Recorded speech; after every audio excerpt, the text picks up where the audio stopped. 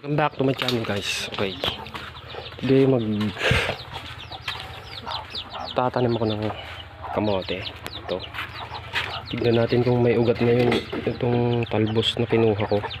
Ayun, tamang tama, nagkaugat na siya, so tatanim ko na siya. Gawin ko dito, guys, tatanim ko siya sa sako, kaya lang walang sako, so pwede na siguro to. Para din siyang sako pero plastic siya.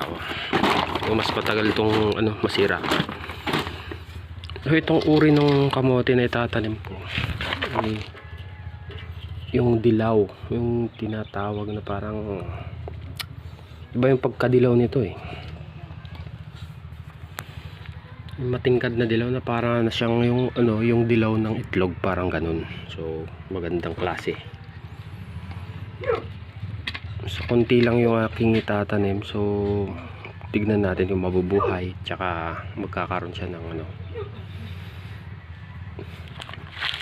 ng ugat, ang tawag nun sa amin kasi bagasti kamote.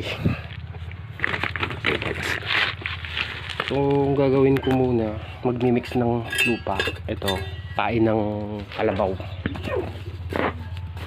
para mataba yung lupa na gagamitin natin. Duduruin ko muna tong tae ng kalabaw. Ayan. So ang ginawa ko dito sa tae ng kalabaw, binasa ko muna siya para madali siyang durugin. Kasi kapag matigas, so mahirap.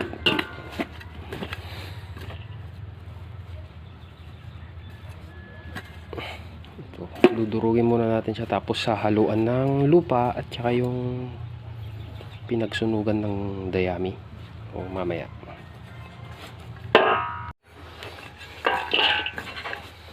So ito, okay na tong pagkadurog niya, so lagyan na natin ng yung pinagsunugan ng dayami.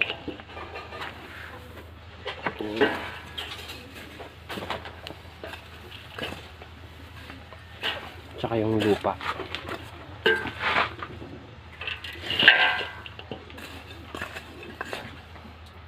Haluin lang natin ng maigi para pantay-pantay pagkaka-distribute.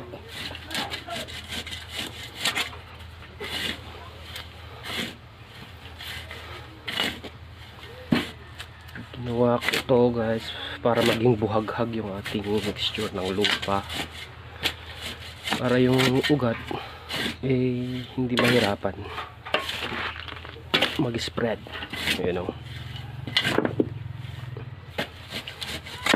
pag buhaghag yung lupa,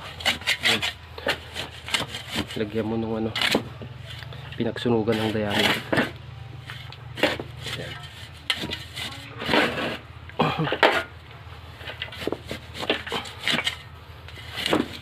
Pwede na siguro to.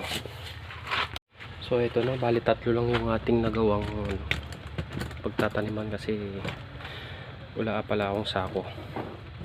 So kinuha ko na yung luma, ito yung mga pinagtaniman ko to ng sitaw, dinagdagan ko na lang yung lupa niya.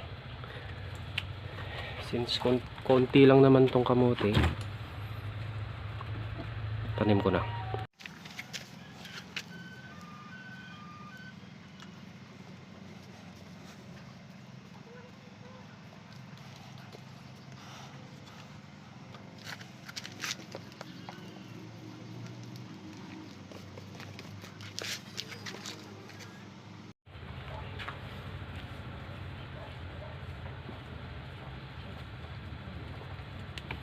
Ito, ang daming ugat oh.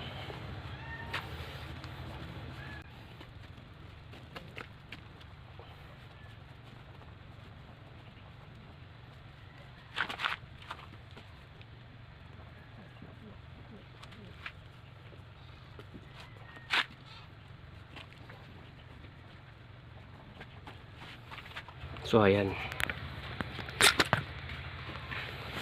mahaba-habang hintay ang gagawin natin dito, guys, kasi ang kamote may pangkaraniwan sa kamote yung 6 months pala, 6 months. So hintayin natin ng 6 months, so matagal pa ma-upload tong video na to. So baka next year na, bandang May, April. siguro. So ayun guys, hintayin na lang natin ng 6 months. Ayun nga pala, nakalimutan kong sabihin, ilalagay ko to sa may bandang masisinagan siya ng araw, kasi dito wala oh, malilim. So tara, kita-kits na lang after 6 months. Ito na yung update natin sa kamote guys. Wala pang isang buwan. So December 12 natin to tinanim. January 8 lang ngayon. Tignan nyo naman,